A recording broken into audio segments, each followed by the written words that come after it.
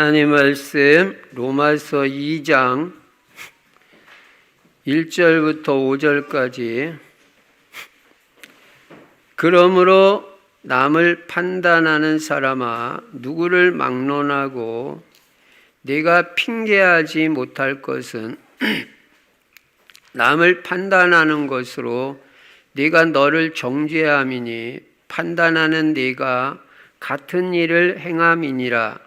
이런 일을 행하는 자에게 하나님의 심판이 진리대로 되는 줄 우리가 아노라. 이런 일을 행하는 자를 판단하고도 같은 일을 행하는 사람아, 내가 하나님의 심판을 피할 줄로 생각하느냐? 혹 내가 하나님의 인자하심이 너를 인도하여 회개하게 하심을 알지 못하여 그의 인자하심과 용납하심과 길이 참으심이 풍성함을 멸시하느냐? 다만 내 고집과 회개하지 아니한 마음을 따라 진노의 날 곧 하나님의 의로우신 심판이 나타나는 그날에 임할 진노를 내게 쌓는도다. 아멘. 오늘도 오직 예수만 그리스도이시고 그리스도는 십자가에서 죽으시고 부활하심으로 우리 인간의 근본 문제인 죄 문제를 완전히 해결하셨습니다. 그리고 다 이루었다 이렇게 말씀하셨습니다. 예수 그리스도만이 하나님 만나는 길이고 죄 문제 해결하신 유일한 구원자가 되시고 사탄 마귀 권세를 꺾으셨습니다. 이 그리스도 예수 안에는 영육간의 모든 복이 다 들어 있습니다. 이 모든 문제 해결자 되시고 모든 복이 되시는 예수 그리스도를 어떻게 해야 되냐? 오늘도 나의 주인으로 모셔야 될 줄로 믿습니다. 예수 그리스도가 나의 주인이 되고 내 인생의 주인이 되면 부족함이 없는 인생이 되고 하나님께서 내 인생의 모든 것을 다 책임져 주시는 것입니다. 그래서 예수 그리스도를 주인 삼으신 분들은 아무것도 염려 안 해도 됩니다. 하나님이 다 책임지시게 되어 있습니다. 그리고 이제 우리는 인생의 방향이 뭐냐? 세계 복음화에다가 맞춰야 됩니다. 세계 복음화에 방향 맞추고 세계 복음화하기 위해서 우리는 전도하고 선교하고 후대를 제자로 키워야 됩니다. 그래서 우리 후대들이 그리스도 제자, 전도 제자, 경제 제자, 강단 제자, 절대 제자 될 수 있도록 꼭 기도하시고 응답받는 여러분이 되시기 바랍니다. 그리고 세계복음화에서 우리 성도님들은 다 전도 제자가 돼야 됩니다. 전도 제자는 오늘의 말씀, 오늘의 기도, 오늘의 전도를 생각하고 나의 전도를 실천할 때 정복자, 성공자의 축복을 누리게 되는 것입니다. 그리고 금년에는 다니엘같이 뜻을 정하고 오직 예수 그리스도 신앙 가지고 예배 성공한다.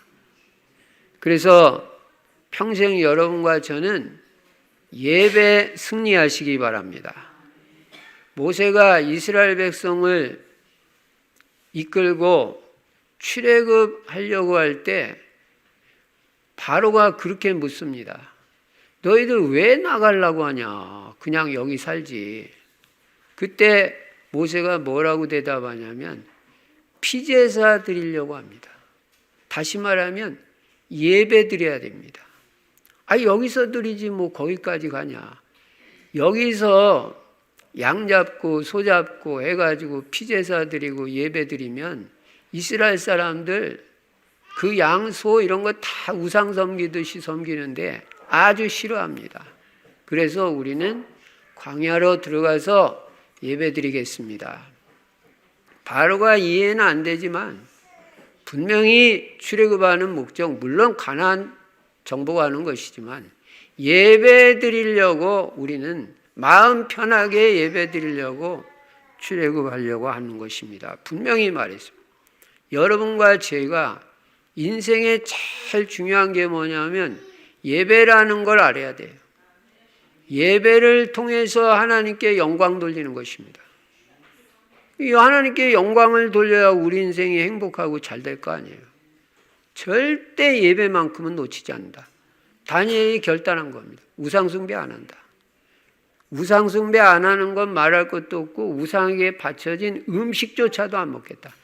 그 정도로 우상에 대해서는 아주 확실하게 뜻을 정해버렸습니다. 왜 이스라엘이 바벨론까지 포로되어 온 줄 다니엘은 분명히 알아요. 그래서 뜻을 정한 거예요. 나는 예배에 성공한다. 예배에 성공하는 걸 후대에게 모델로 보여주겠다. 그때 그 가문이 살아나는 것입니다. 그리고 하루 3번 정시 기도하기로 분명히 뜻을 정했어요. 기도 없이 하나님 역사가 일어날 수 없으니까. 그래서 그 바쁜 총리가 하루에 3번씩 칼같이 정시 기도한 겁니다. 70년 만에 조국이 바벨론에서 해방되어지는 그런 응답이 온 거예요. 사자굴에서도 살아남는 역사가 일어난 거예요. 기도하는 사람에게 응답이 오고 역사가 일어납니다. 금년에 여러분들이 하루 3번 정시기도 꼭 다니엘같이 실천을 통해서 하나님의 살아계신 증거와 역사가 여러분 삶의 현장에 일어나기를 바랍니다. 증거가 나타날 때 증인되는 거예요. 그리고 그리스도 하나님의 나라, 성령 충만은 그거는 평생의 언약이에요. 매일 이 축복을 누리고 오늘도 이 축복을 누리는 것입니다. 이 말씀을 바탕으로 본문을 보니까요. 우리는 하나님으로부터 뭐를 받았냐면 복음을 받았다는 걸 알아야 됩니다. 그리고 예수가 그리스도 되심을 깨닫고 믿고 구원을 받았습니다. 그렇다면 이제 우리는 계속해서 이 복음 속으로 들어가서 복음의 축복을 누리고 행복하고 체질도 복음, 삶도 복음이 되어야 되는 것입니다. 그리고 어떤 사람을 대해도 그 사람을 복음으로 대해야 되는 것입니다. 그런데 문제는 뭐냐면 복음을 받고 구원을 받았음에도 불구하고 아직 삶은 율법적인 모습으로 살아가고 있는 것이 문제라는 거예요. 그래서 오늘 본문도 그런 내용을 다루고 있습니다. 자기들은 율법을 받고 율법을 잘 지킨다고 생각하면서 남을 판단하고 정죄하는 유대인들이 사실은 자기들도 똑같은 일을 하고 있음을 오늘 본문에서 지적을 하고 있습니다. 그래서 오늘도 우리는 또다시 복음 속으로 들어가야 돼요. 율법적인 태도, 삶의 자세 싹 다 버려야 돼요. 복음 아니면 여러분 가면 살릴 수 없고 여러분도 복음 아니면 살 수가 없는 것이에요. 여러분 전부 율법주의 돼가지고 가정에서 산다고 그러보세요. 맨날 지적해야 돼요. 맨날 싸워야 돼요. 맨날 따져야 되고. 그런 삶을 언제까지 살 것이냐. 우리는 복음으로 들어갈 때 삶이 평안하고 행복하고 남도 살리는 축복을 누리게 되는 것입니다. 자, 그러면 오늘 본문을 통해서 우리가 깨달아야 될 것은 뭐냐? 첫 번째로 깨달아야 될 것이 뭐냐면 죄가 도대체 무엇이냐 하는 것입니다. 우리는 죄에 대해서도 올바로 깨달아야 돼요. 우리는 예수 그리스도 그리고 사탄 마귀에 대해서 말을 많이 합니다. 해야 됩니다. 왜냐하면 사탄 마귀 예수 그리스도 성경에 많이 나와요. 당연히 해야 됩니다. 그런데 죄와 회개에 대해서도 말을 해야 돼요. 왜냐하면 성경은 죄에 대해서 말을 많이 합니다. 회개에 대해서도 말을 많이 하고 있습니다. 우리는 성경이 기준입니다. 그래서 죄에 대해서도 우리가 정확하게 알아야 하고 영적으로 깨어 있어서 사탄 마귀에게도 속지 말아야 되지만 죄하고도 싸워서 승리해야 되는 거예요. 죄 가운데 빠지지 않도록 깨어 있어야 된다. 성경은 뭐라고 말합니까?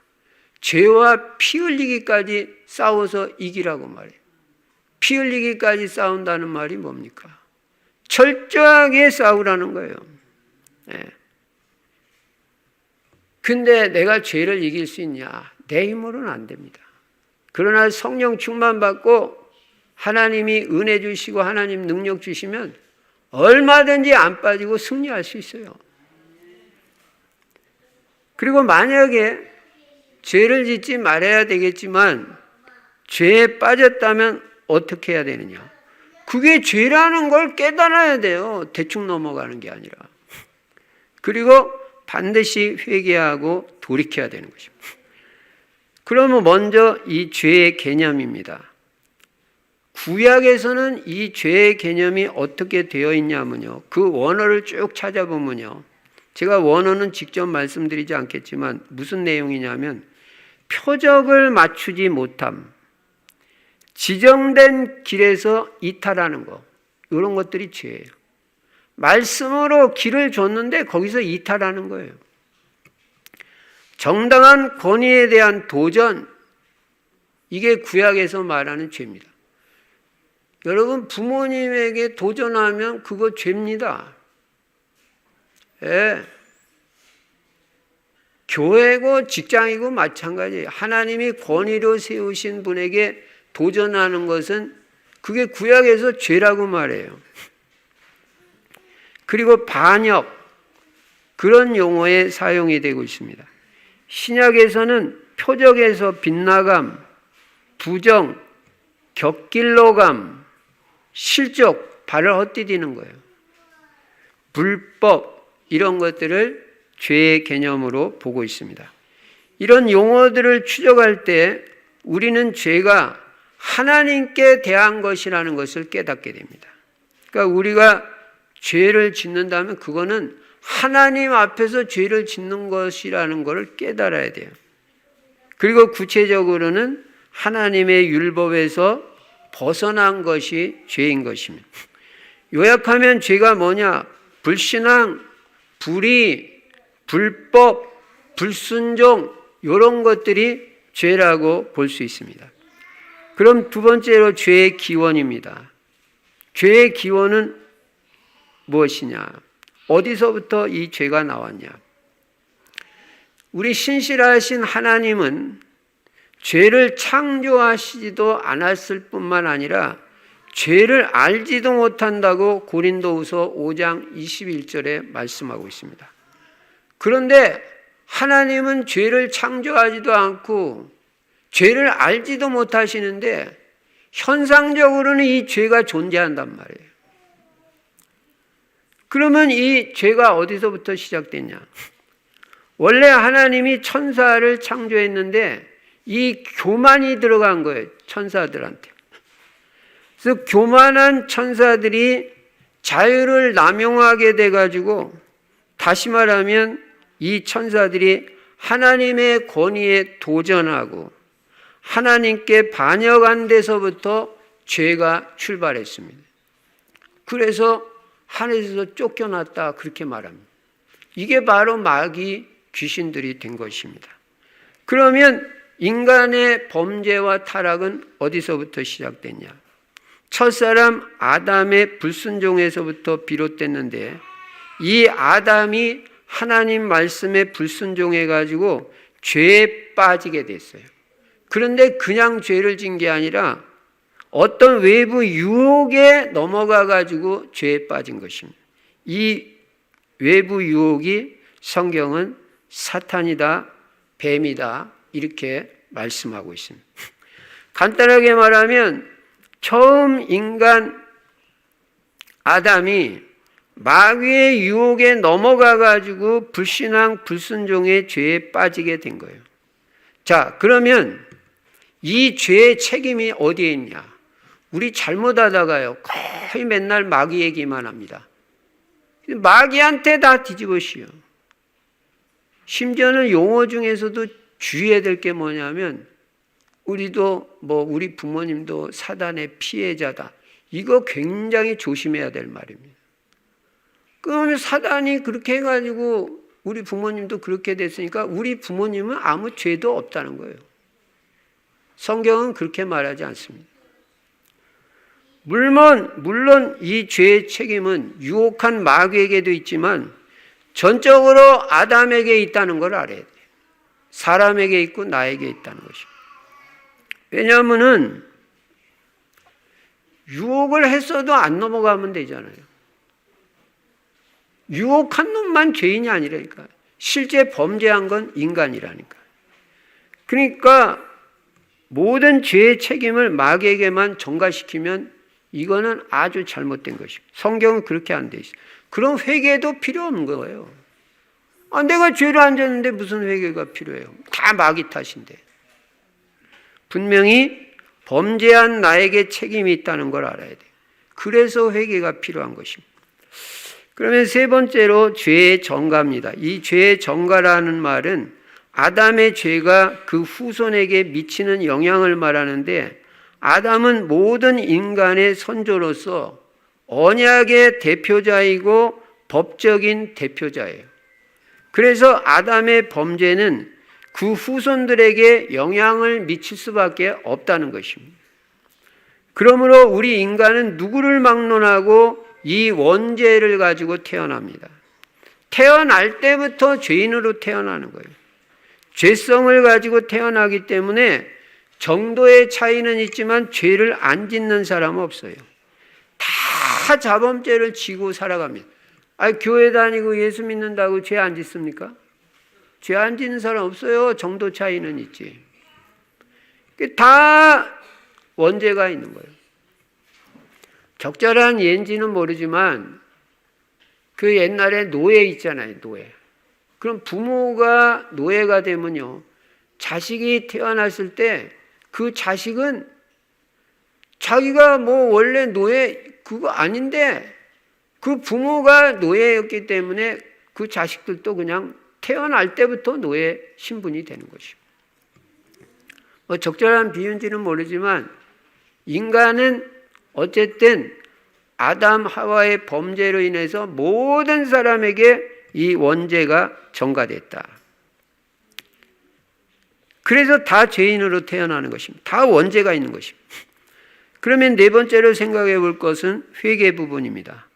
그러면 오늘날도 엄연히 이 죄가 존재하는데, 그래서 우리는 이 죄의 심각성을 깨달아야 돼요.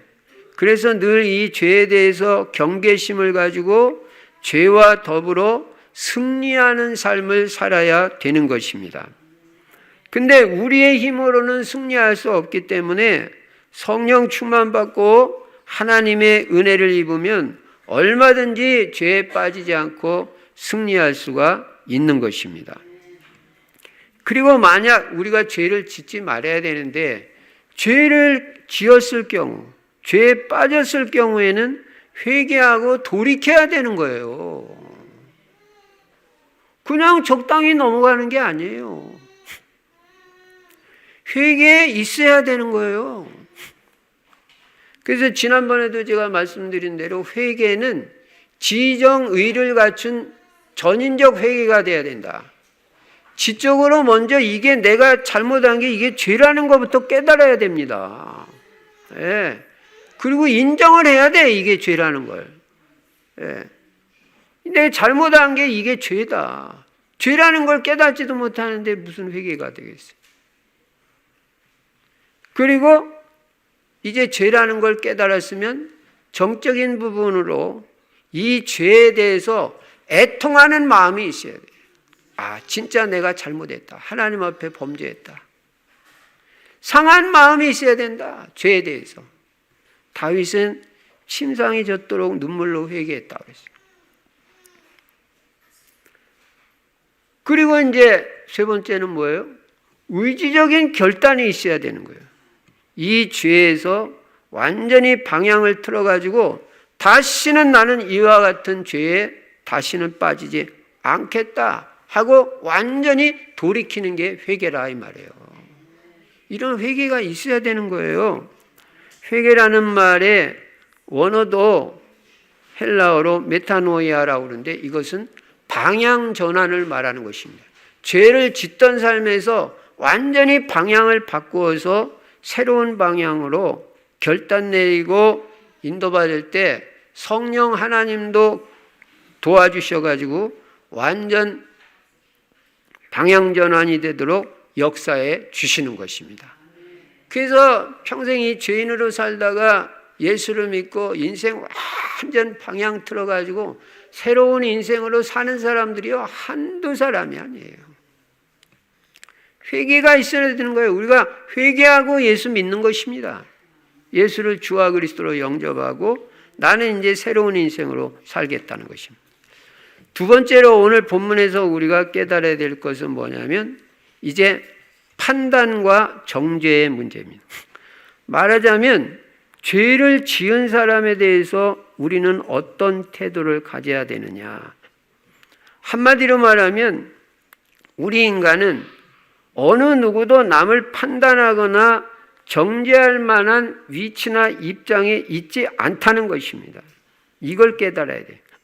왜냐? 이 땅에는 죄인 아닌 사람이 없어요. 허물 없는 사람이 없어요. 그러므로 누구고 다 죄인이고 허물이 있는데 그 죄인이 죄인을 판단하고 정죄할 수 있는 것이 아니라는 거예요. 내가 누구를 판단하고 정죄한다면 나도 똑같은 죄인이고 허물이 있기 때문에 나도 판단받아야 되고 정죄받아야 돼요. 여러분, 종류는 달라도 죄 안 짓는 사람이 어디 있어요? 내가 뭐 그런 죄 안 졌다고 해서 나는 죄인 아닙니까? 네. 그리고 정도 차이가 있을 뿐이지 죄인 아닌 사람이 없잖아요. 죄인은 죄인을 판단하거나 정죄할 수 없는 거예요. 오늘 성경적으로 우리가 올바로 깨달아야 된다는 거예요. 그래서 여러분과 저는 평생에 남을 판단하거나 정죄하는 일을 해서는 안 된다. 판단하고 정죄하실 수 있는 분은 하나님 한 분밖에 없다는 걸 알아야 돼요. 완전 거룩하시고 완전 의로우신 의인만이 판단하고 정죄할 수 있는 거지 똑같은 죄인은 판단하고 정죄할 수가 없는 것입니다. 그래서 우리가요, 남 얘기하고 남의 죄를 말하고 남의 허물을 말하는 거는요, 그것도 죄 짓는 행동이라는 걸 알아야 돼요. 어떤 면에서 보면요, 죄 안 짓는 사람이 어디 있어요? 실제 간음도 간음이지만 여자를 보고 음욕만 품어도 죄인이라는데 예수님 말씀이에요. 다 죄인이에요, 다. 혼자 있을 때 뭔 짓 했는지 누가 알아요? 그리고 들켰냐 안 들켰냐 어떤 의미에서는 그런 차이지 죄인 아닌 사람이 없다. 그래서 이 땅에서 어느 누구를 판단하실 수 있는 분이 있다면 그것은 완전 의로우신 오직 하나님 한 분밖에 없다는 것입니다. 하나님은 창조주가 되시고 완전하신 분이고 하나님은 모든 것의 주관자가 되시기 때문입니다. 그래서 하나님 외에는 어느 누구도 판단하고 정죄하는 일을 해서는 안 되는 거예요. 예수님조차도 판단 정죄를 안 했어요. 요한복음 8장에 보면 현장에서 간음하다 잡혀온 여자가 있었어요. 현장범이에요. 간음하는 사람은 돌로 쳐 죽이라. 율법 그렇게 돼 있어요. 그러니까 다 유대인들이 돌 들고 있는 거예요. 예수님 이 여자를 율법에서는 돌로 쳐 죽이라고 그랬는데 어떻게 할까요? 시험하는 거죠. 예수님 뭐라고 그랬습니까? 너희 중에 죄 없는 자가 돌로 쳐라. 돌로 쳐라. 율법에 그렇게 말씀하고 있으니까. 그러나 죄 없는 자가 돌로 쳐라. 죄 없는 자가 어디 있어요? 다 돌 내려놓고 그냥 가버린 거예요. 그 여자가 잘했다는 게 아니에요. 그러나 예수님도 정죄하지 않았죠. 누가 너를 정죄하더냐? 아무도 없습니다. 나도 너를 정죄치 않는다. 그러나 네가 한 게 잘한 게 아니야. 그거 분명히 잘못한 거야. 그러니까 다시는 내가 용서하니까 다시는 그런 짓 하지 마라. 그리고 돌려보냈다. 이게 복음이지 판단하고 정죄하는 게 복음이 아니라. 그러면 판단 정죄는 어떤 그런 특징을 가지고 있냐?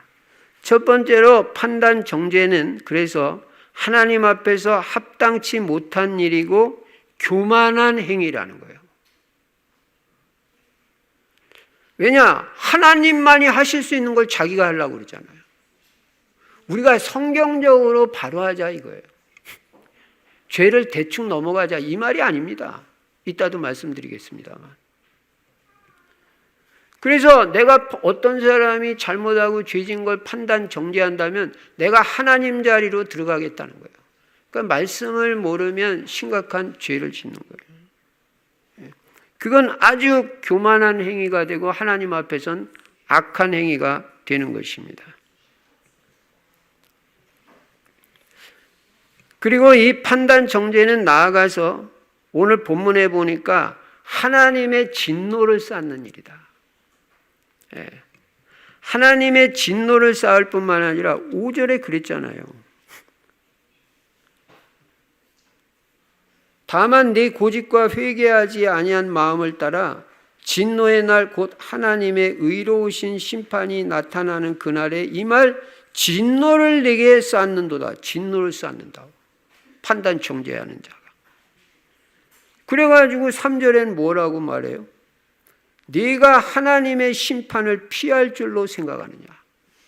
심판을 못 피한다. 하나님 심판 무서운 거예요. 정죄 판단하는 사람은 하나님의 심판을 피할 수가 없다.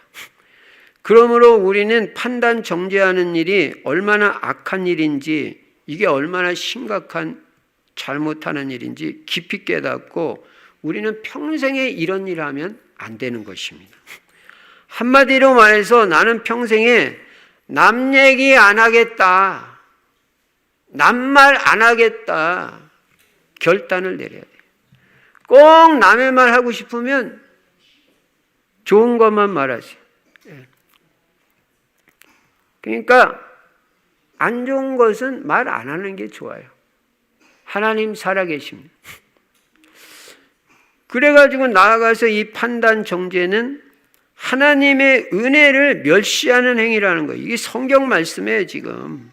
4절에 보니까 혹 내가 하나님의 인도하심이 너를 인도하여 회개하게 하심을 알지 못하여 그의 인자하심과 용납하심과 길이 참으심이 풍성함을 멸시하느냐?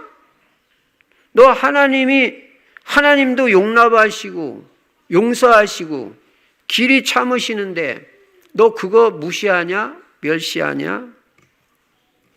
그런 말이에요. 그래서 여러분은 꼭 이 성경 말씀을 참고해야 됩니다. 가장 하나님을 잘 믿는다고 생각했던 유대인들이 평생 남을 판단하고 정죄하고 마지막 날에는 예수님까지 판단해가지고 십자가에 달려 죽게 했잖아요. 처형시켰잖아요. 그거 어떻게 됐습니까? 자기들도 완전 망하고 후손까지도 망해가지고 2000년 동안 나라 없이 떠돌아다니는 인생, 가장 핍박, 고통, 고난 다 당했어. 후손까지. 맨날 판단하고 정죄를 일삼던 율법주의자 유대인들이 자기들만 망한 게 아니라 후대까지 망했다는 거예요. 그래서 오늘 우리는 율법적 판단 정죄에서 완전히 벗어나야 됩니다. 이 말이 다른 사람이 죄짓고 잘못했을 때 적당히 넘어가자는 말이냐? 지금 그 얘기입니까? 그런 얘기가 아닙니다. 나는 판단하고 정죄할 입장에 있지 않으니까 판단하고 정죄하실 하나님이 멀쩡히 살아계신데 그분에게 맡겨라. 그분이 그에 하시는 분은 그분이 그걸 하시는 거지 우리가 그런 거 하는 사람이 아니다. 우리 위치는 그런 위치가 아니다. 그래서 우리는 오히려 우리 성도들 다 마찬가지예요. 죄 짓고 잘못하면 안 되잖아요. 근데 실제적으로는 그리스도인이면서도 죄 짓고 실수하고 잘못도 하고 허물도 있다. 그때 우리 어떻게 해야 됩니까? 판단하고 정죄하고 떠벌리고 이렇게 해야 되는 게 이게 올법적인 올바른 행동이냐. 그렇지 않으면 불쌍히 여기고 기도해 주고 회개할 수 있도록 인도하고 살리는 쪽으로 다시 한번 기회를 주고 다시는 안 하면 되는 거 아니에요. 방향을 그렇게 잡아주는 게 복음적이고 올바른 행동이냐. 우리가 분명히 알아내야 되는 것입니다. 그래서 우리는요, 절대 여러분과 저는 잘못하고 실수하고 죄 지은 사람 판단 정죄하지 마시고요. 불쌍히 여기고 그분을 위해서 기도해 주고요. 또 회개하고 새로운 인생을 살 수 있도록 그렇게 하는 것이 복음적이고 성경적이고 올바른 것이라는 것입니다. 그리고 판단과 정죄는 하나님께 맡기면 하나님이 다 알아서 하십니다. 그분이 하시는 일이 그거예요. 세 번째는 복음입니다. 그럼 이 율법주의의 반대가 되는 복음은 과연 어떤 것입니까? 복음적 태도는 뭐냐? 복음은 남을 판단하고 정죄하는 것 대신에 아까도 잠깐 말씀드린 대로 남을 진단하고 답을 주고 힘을 주고 사람을 살립니다. 여러분, 판단과 진단은 분명히 다릅니다. 우리가 잘못된 것을 치유받기 위해서는요, 올바른 진단이 되어야 돼요. 그래서 의사가 하는 일이 뭐냐면요, 올바로 진단하는 일이에요. 그리고 올바른 처방을 통해서 치유해주고 살리는 게 의사가 하는 일이잖아요. 우리는 육신적인 의사는 아니지만 영적인 의사니까 우리도 이런 일을 해야 될 거 아니냐. 어떤 사람을 볼 때 그 사람을 처음부터 죄인이라고 판단 정죄하는 게 아니라 이 사람을 올바로 진단을 하는 거예요. 영적으로. 그리고 그리스도로 답을 줘야 돼. 그리스도만 길이고 그리스도만 진리고 그리스도께로 돌아가야 살아나니까.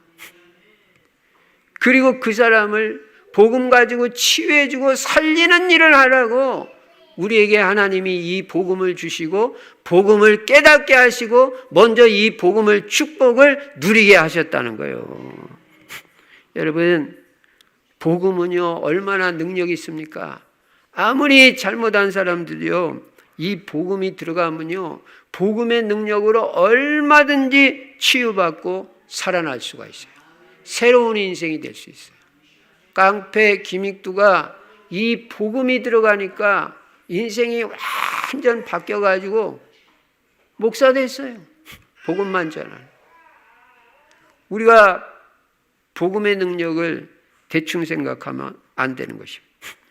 그래서 여러분과 저는 어떤 사람도 용서하고 살리는 것이 복음이다. 판단하고 정죄해가지고 뭉그러뜨리고 무너지게 하는 것이 그게 옳은 게 아니라 답을 주고 힘을 줘서 살리고 잘못한 사람에게도 다시 한번 회개할 수 있는 기회를 주고 다시 회복할 수 있도록 인도해 주는 것이 복음이다. 그래서 여러분과 저는 꼭 사람을 살리는 사람이 되시기 바랍니다. 여러분에게 어떤 사람을 하나님이 맡기시면요, 아무리 실수하고 잘못한 사람도요, 그 사람을 끝까지 복음으로 살리는 여러분과 제가 되기를 바랍니다. 그리고 복음은 또 무엇입니까? 남의 티나 잘못을 보고 죄를 봤을 때 그것을 말로 다른 사람에게 옮기면 안 된다는 거예요. 그건 복음이 아니라는 거예요. 그 사람의 잘못과 허물을 떠벌려 가지고 말해버리면요, 그것이 일파만파가 돼가지고 계속 퍼져가지고요, 그 사람은 아주 나쁜 사람으로 낙인 찍혀가지고 생활하기조차 어려워져요. 이게 보통 죄가 아닙니다. 떠벌리는 죄. 누가 뭔 짓 했대. 아주 나쁜 사람이야. 나만 알고 있는 게 아니라 또 말하고 또 말하고 또 전달해. 남의 잘못과 죄의 허물을 전달하는 사람. 우리는 그렇게 떠벌리는 사람이 아니라 오히려 그 사람을 위해서 기도해주고 불쌍히 여기고, 나도 실수할 수 있잖아요. 나도 정신 못 차리면. 그리고 그 사람을 살리고 기도해 주는 것이 복음이다. 복음이 뭔지 분명히 깨닫기 바랍니다. 그래서 남의 잘못, 남의 실수, 남의 허물을 볼 때는 내 선에서 끝내라. 내 선에서. 입부터 딱 다물어라. 자크 채우고 기도나 해라. 기도부터 들어가라. 남한테 그 잘못, 허물을 자꾸 떠벌리는 게 아니라 분명히 사랑은 허다한 죄를 덮느니라. 그리고 나아가서 남이 실수하고 이렇게 잘못하고 죄를 졌을 때는 나를 돌아보는 기회가 돼야 돼요. 나는 혹시 저 사람의 허물이나 잘못, 혹시 나도 그런 면이 없지는 않는지. 남의 잘못과 실수를 보면 나를 점검하는 기회로 삼아서 나도 그런 죄나 허물에 빠지지 않도록 영적으로 깨어있고 나를 갱신하는 기회로 삼아야 된다. 그래서 우리는요, 나 자신의 영적 상태를 늘 점검해야 돼요. 그리고 삶의 상태도 점검해야 돼요. 환경 상태도 점검해 가지고요, 내 주변이 흑암 문화로 되어 있으면요, 이걸 빨리 환경도 갱신해 가지고 영적 분위기로 바꿔야 되는 거예요. 여러분 가정도 한번 영적 분위기가 되어 있는지 한번 살펴보시기 바랍니다. 그래서 흑암 세력이 역사할 수 있는 그런 분위기면요, 그것도 바꿔야 돼요. 그리고 나의 삶의 상태는 삶의 규모를 갖추고 전도자의 삶을 살아야 된다. 전도자의 삶을 실천해야 돼. 특별히 늘 사모오늘을 말씀드렸습니다. 오늘의 말씀, 오늘의 기도, 오늘의 전도를 실천하는 삶의 상태가 돼야 된다. 그래서 늘 나의 영적 상태를 점검하고 기도와 말씀 속에서 우리는 죄 가운데 빠지지 않도록 성령 충만을 유지해야 되는 것입니다.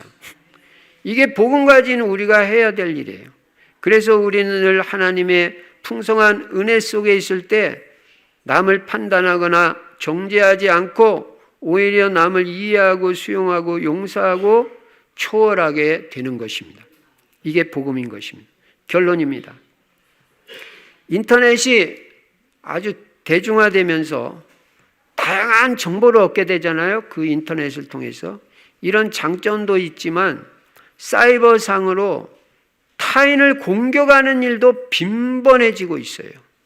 그래서 인터넷을 통해서 어떤 특정인을 집단적으로 공격하는 일이 생겨나는데 이것을 뭐라고 하냐면 사이버 불링이라고 합니다.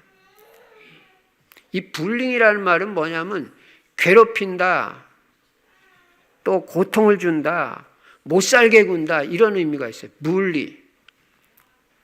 사이버상에서 그런 일을 한다는 거예요. 그래서 미국에서는요, 이 사이버 불링으로 인해서 자살하는 청소년들이 생길 정도로 심각한 사회 문제가 돼요. 우리는 그냥 뭐 쉽게 누가 뭐 죄졌대 잘못 이렇게 얘기하는데 이게 그냥 사이버상으로 일파만파로 들어가니까 실제로 뭐 알아보지도 않고 정확하게 그렇게 당하는 사람은 심각한 충격을 받는 거예요. 이게 사회 문제가 되는 거예요. 그래서 인터넷상에 한번 올라온 욕설이나 비방은요, 수많은 사람들이 동시에 보게 되잖아요. 그리고 이걸 또 나아가서 아까 뭐라고 했어요? 퍼나른단 말이에요. 자기만 알고 있는 데서. 자기 선에서 끝내라 그랬는데